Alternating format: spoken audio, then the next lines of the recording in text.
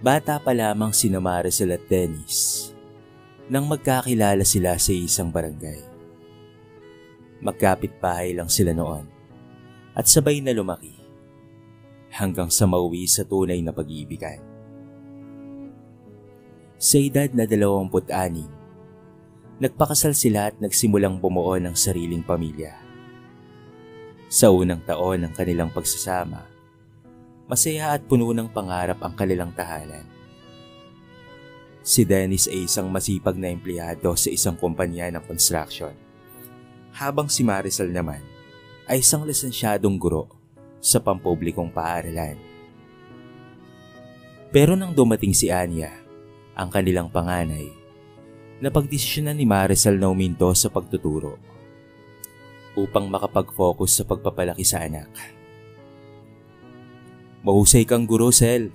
Sayang naman kung iiwan mo yon," sabi ni Dennis noon habang yakap-yakap ang bagong silang nilang sanggol. "Walang sayang sa pagiging ina. Palang araw, babalikan ko rin ang pagtuturo," tugon ni Maricel, may ngiti sa kanyang labi. Sa kabila ng pagsusumikap, hindi naging madali ang buhay nila. Sapat lamang ang kita ni Dennis sa mga gastusin sa bahay, kuryente, tubig, gatas, at pati na rin diaper.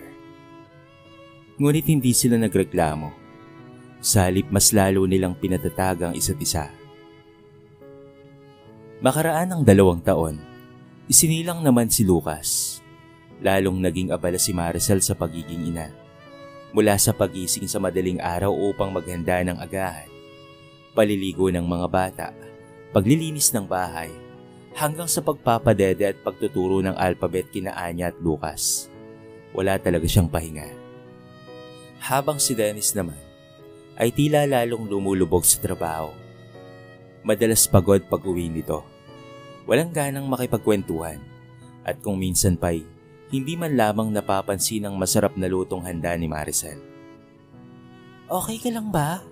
tanong ni Maricel, minsan habang kumakain sila ng hapunan. "Okay lang ako, medyo pagod lang sa trabaho," sagot naman ni Dennis na hindi man lamang tumingin sa kanya. Dahil dito ay unti-unti nang nararamdaman ni Maricel ang panlalamig ng kanyang asawa. Pero pinilit niyang intindihin ito. Baka nga pagod lamang talaga. Baka kailangan lang ng kaunting lambing. Kaya mas lalo siyang nagsikap. Mas pinasarapan niya ang ulam. Inayos ang bahay at sinubukang gumamit ulit ng kaunting kolerete sa mukha. Ngunit tila hindi na siya napapansin.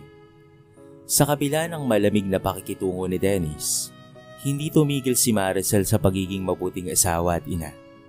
Iniisip niyang baka dumating din ang panahon na babalik ang lambing ng kanyang asawa. Katulad na lamang ng dati.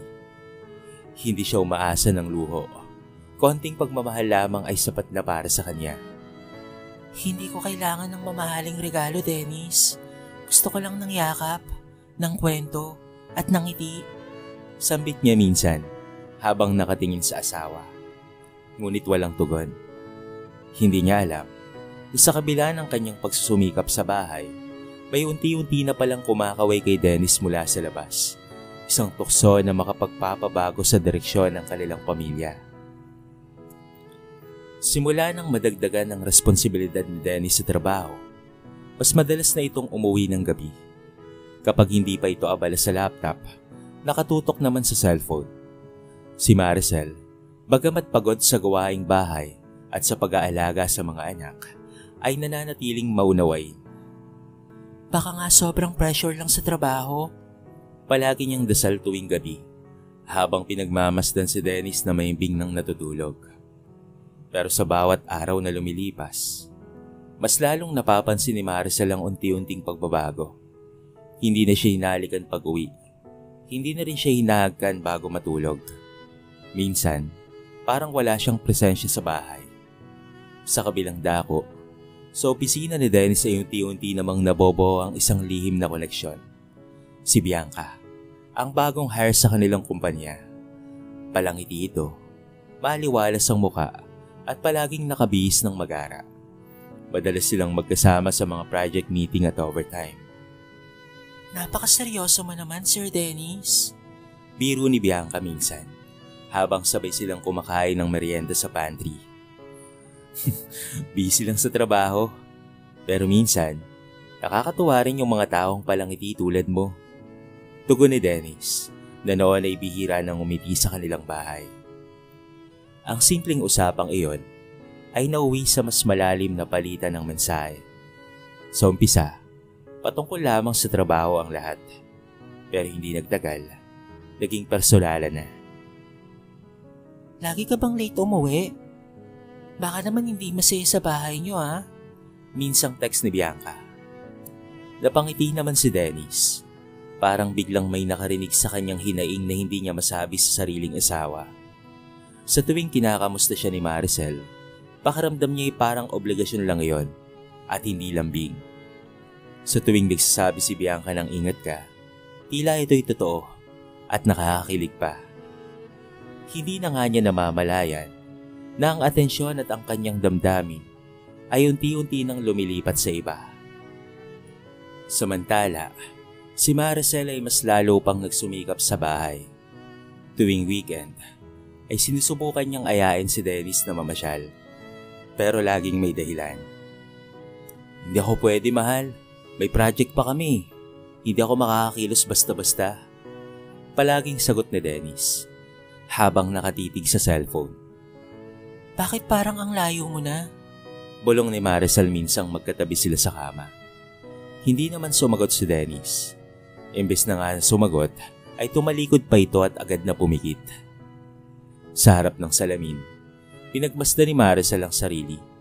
Napansin niya ang mga eye bags, tuyong balat, at ang mga lumalalim na linya sa kanyang noo. Iniisip niyang baka nga siyang may mali. Baka hindi na siya kaakit-akit. Baka kailangan niyang pagandahin ang kanyang sarili. Pero kahit anong ayos niya, tila wala nang epekto ito sa kanyang asawa. Habang abala si Maricel sa pag-aayos ng tahanan, abala naman si Dennis sa pagtatayo ng ibang relasyon. Relasyon na hindi niya pa alam kung hanggang saan naaabot. Ni isa sa kanila ay walang nakakaalam na sa susunod na pala na linggo ay magaganap ang hindi inaasahan. Ang isang lihim na hindi na kayang itago at ang isang pag-ibig na tuluyan ng mababasag. Isang gabi, habang natutulog na ang mga bata, napansin ni Maricel na nakatulog si Dennis na bukas ang cellphone. Hindi niya ugali ang mga yalam. Pero sa sobrang bugso ng kanyang kutob at pati na rin ang kanyang damdaming tila pinagkakaitan, kaya naman hindi na niya napigilan ang kanyang sarili. Dahan-dahan niyang kinuha ang cellphone at pinuksan ang inbox. Nang maya-maya ay bumulaga sa kanyang mga mensahe ni Bianca. Para siyang binuhusan ng malamig na tubig. Miss na kita. Sana ako na lang ang uwian mo gabi-gabi. Ingat ka baby ha.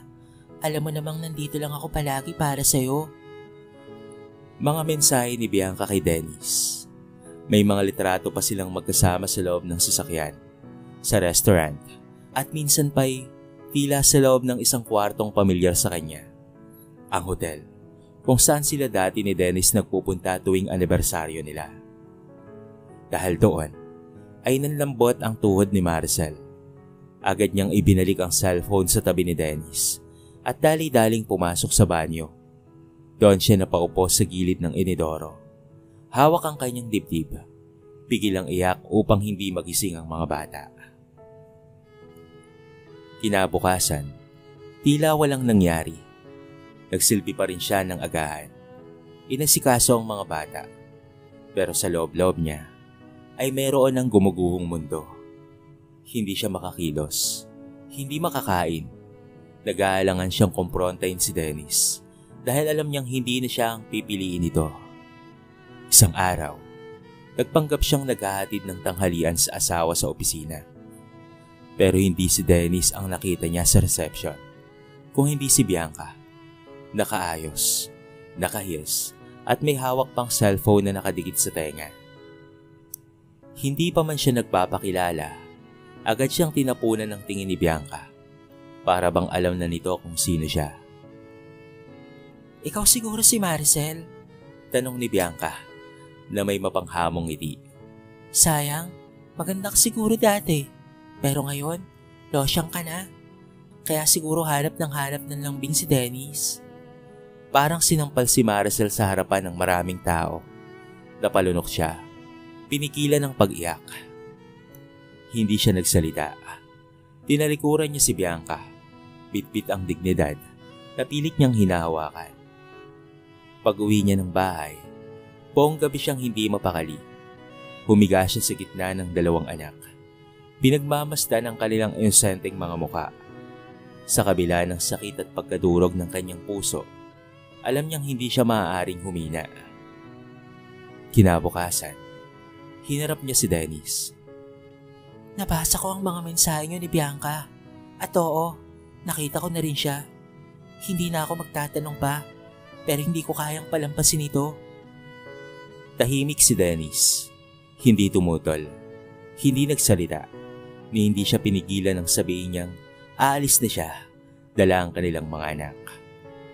Sa kanyang likuran, wala siyang narinig na kahit isang salitang panghihinayang. Yon ang bagay na pinakamasakit para kay Maricel.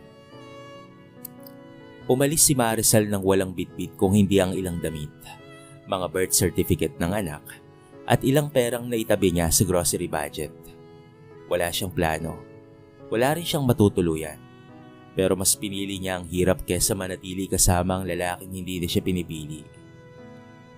Tumawag siya sa pinsan niyang si Lilet, isang single mom na nakatira sa Caloocan. Mabilis siyang pinatuloy nito kahit siksikan sa maliit na apartment. Ayoko nang makita ang pagmumukha niya. Gusto ko lang makabangon. Ang tanging nasampit na lamang ni Maricel, habang yakap-yakap ang dalawang anak. Hindi ka nag-iisa. Makakabangon ka, pinsan. Sagot ni Lilet, habang pinapairam siya ng isang kutsyon para sa mag-iina. Sa unang linggo, halos araw-araw umiiyak si Maricel. Hindi dahil sa pagkawala ng asawa, kung hindi dahil sa sakit ng pagkalugmok, sa kahiyang tila pasan niya sa bawat kilos. Sa mata ng ibang tao, isa siyang misis na iniwan, isang ina na walang direksyon. Pero sa mata ng mga anak niya, siya pa rin ang tahanan nila. Isang araw, habang nakaupo siya sa gilid ng kama, lumapit si Anya at marahang nagsalita. Mama, bakit po malungkot ang mga mata mo? Sige po, ako na lang po ang aayuda kay Lucas. Napangiti si Maricel. Napagtanto niyang hindi siya maaaring manatiling ganyan. Hindi siya pwedeng matalo sa sitwasyon. Sinimulan niyang maghanap ng trabaho online. Tutor, freelance writer, virtual assistant. Kahit anong makakatulong sa pagkain nila araw-araw, ay pinasok talaga niya nang walang pagdadalawang isip. Sa una, puro sorry ang kanyang natatanggap. Position already filled ang sagot, pero hindi siya tumigil. Hanggang sa isang araw, nakita niya ang isang posting mula sa isang pribadong paaralan sa Quezon City. Now hiring, licensed elementary teacher. Napakapit siya sa cellphone, nanalangin, at pagkatapos ay nag-apply. Dinala niya ang lumang resume. May kopi at mantsa pa sa gilid. Sa interview, hindi niya kinakailangang magkunwaring matapang. Hindi niya kailangan ng scripted na sagot. Ang kanyang mga luha, kwento at determinasyong mabuhay para sa mga anak, iyon ang kanyang naging sandata. Patapos ng 3 araw, tinawagan siya ng school administrator. Tanggap siya bilang grade school teacher. Hindi mataas ang sahod, pero sapat para magsimula. Habang unti-unting lumilinaw ang kanyang direksyon, nagsimula rin siyang ayusin ang sarili. Nagpagupit ng buhok, bumili ng mumurahing press powder, at sinimula ng simpleng pag-eehersisyo sa umaga. Hindi para gumanda para sa iba, kung hindi para muling makita ang sarili, ang dating Maricel. Ang dating Maricel na may pangarap, na masaya, at mayroong halaga. Unti-unti, nagkaroon sila ng sariling espasyo sa isang maliit na inuupahang kwarto. May sariling mesa si Anya para sa homework, at maliit na aparador para sa mga gamit ni Lucas. Hindi marangya, pero ito'y payapa. At sa bawat araw na lumilipas, ramdam ni Maricel na hindi siya natalo, bagkos nagsisimula pa lamang siyang bumangon. Mabilis ang naging takbo ng mga araw para kay Maricel. Tuwing alas 5 ng umaga, gumigising siya para magluto ng almusal. Maganda ng baon ng mga bata at hihatid sina Anya at Lucas sa eskwelahan bago siya pumasok sa sariling trabaho bilang guro. Pagod man, pero hindi yan alintana. Sa tuwing nakikita niyang masigla ang mga anak, parang nawawala ang bigat sa kanyang dibdib. Sa eskwelahan, unti-unti siyang napapansin. Si Ma'am Maricel, ang bagong guro na laging maayos manamit, magilaw sa mga estudyante, at may kakaibang dedikasyon sa pagtuturo. Sa faculty room, palagi siyang tinatanong ng ibang guro kung paano niya napapanatili ang pagiging kalmado kahit sabay-sabay ang trabaho at responsibilidad. Hindi nila alam na sa likod ng kanyang mga ngiti ay may mga labi siyang tahimik na umiiyak, pagod, at minsang nagdududa kung sapat pa ba ang ginagawa niya. Pero sa tuwing naisip niya kung saan siya nagsimula at kung papaanong pinili niyang lumaban para sa kanyang mga anak, muling tumitibay ang loob niya. Isang araw, napansin niya sa salamin ang malaking pagbabago. Hindi na siya mukhang haggard na ina. Nagbalik ang kitab ng kanyang balat, lumiit ang kanyang bewang, at mas nagmukhang buhay ang kanyang mga mata. Hindi niya kailangang gumastos ng malaki. Kaunting lipstick, simpleng suklay, at tunay na ngiti ang naging kanyang susi. Minsang nagsama-sama ang mga guro para sa isang seminar. May lumapit na lalaking guro mula sa ibang branch ng paaralan. Ma'am Maricel, tama po ba? Ikaw yung bagong teacher sa elementary, hindi po ba? Opo sir, kakapasok ko lang nitong year. Ang sipag mong guro. Napapansin ka ng admin. Lagi ka raw handa. Magaan ka sa mga estudyante. Ang sarap sigurong maging estudyante mo. Napangiti si Maricel. Hindi dahil sa papuri, kung hindi dahil sa tagumpay ng kanyang paninindigan. Na kahit dumaan siya sa pinakamadilim na yugto ng buhay, hindi siya sumuko. Sa bahay, mas masaya na rin sina Anya at Lucas. Si Anya ay palaging may bagong kwento patungkol sa school, habang si Lucas naman ay natuto ng magsulat ng kanyang buong pangalan. Bawat maliit na tagumpay ng mga anak ay parang gantimpala kay Maricel. Unti-unti rin niyang naayos ang mga gamit nila. Nakaipon siya para bumili ng second-hand na washing machine, bagong electric fan, at ilang muebles para sa inuupahang kwarto. Hindi pa man marangya, pero magaan na ang buhay. Habang si Dennis ay tahimik sa kabilang dulo ng mundo, wala ni isang tawag, ni isang text, at ni isang suporta. Pero hindi niya na iyon alintana. Hindi na siya naghahanap ng paliwanag. Hindi na siya umaasang babalikan pa siya, sapagkat alam niyang ang mga totoong kayamanan ay nasa tabi niya, ang kanyang mga anak at ang sariling dignidad na muli niyang nabawi. Makalipas ang halos 2 taon, malaki na ang ipinagbago ng buhay ni Maricel at ng kanyang mga anak. Sa tulong ng sipag at tiyaga, napalitan na ang dating maliit na inuupahan ng isang maaliwalas na apartment na may 2 kwarto. May sariling study table na sina Anya at Lucas, at sa wakas ay may sarili na ring silid si Maricel, isang bagay na matagal na niyang pinapangarap. Sa eskwelahan, formal na siyang naregular at tinanggap bilang isa sa mga lead teachers para sa elementary level. Sa tuwing may event, siya ang laging kinukuha para magbigay ng mga learning activities. Sa faculty meeting, siya ang laging pinapakinggan. Hindi na siya yung gurong kailan lamang ay walang tiwala sa sarili. Siya na si Ma'am Maricel na tinitingala ng mga guro, estudyante, at maging ng mga magulang. Ma'am, ang swerte naman ng mga anak namin sa inyo. Ang sipag niyo po.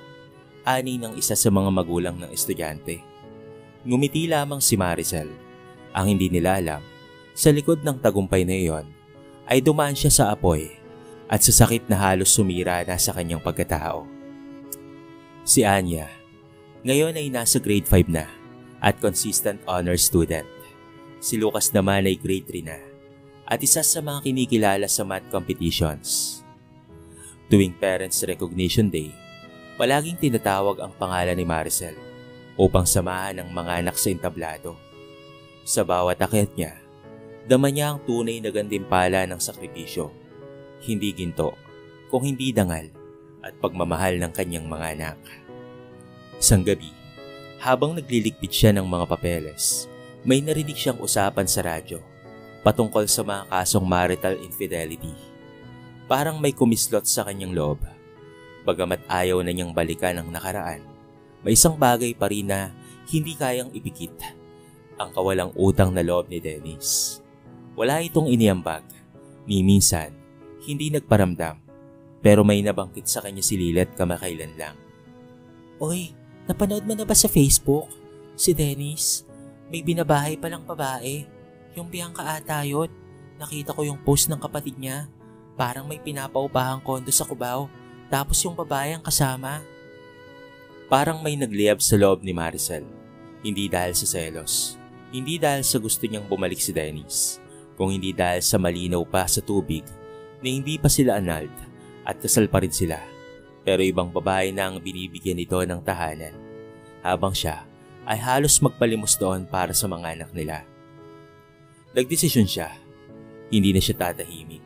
Hindi para sa personal na ganti, kung hindi para sa prinsipyo at karapatan ng kanyang mga anak.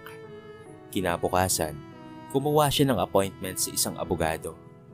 Ipinasa niya ang lahat ng ebidensya, ang mga mensahe, ang mga larawan, at ang impormasyon patungkol sa kondo na binabayaran ni Dennis para kay Bianca.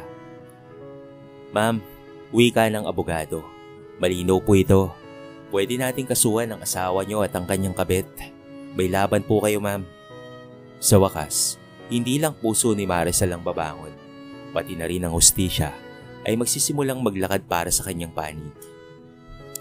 Sa tulong ng kanyang abogado, sinampa ni Maricel ang kasong concubinage laban kina Dennis at Bianca.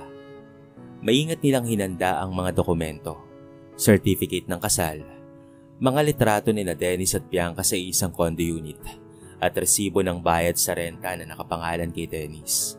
Pati na rin screenshot ng mga mensahe na nagpapatunay sa relasyon ng dalawa habang sila ay kasal pa.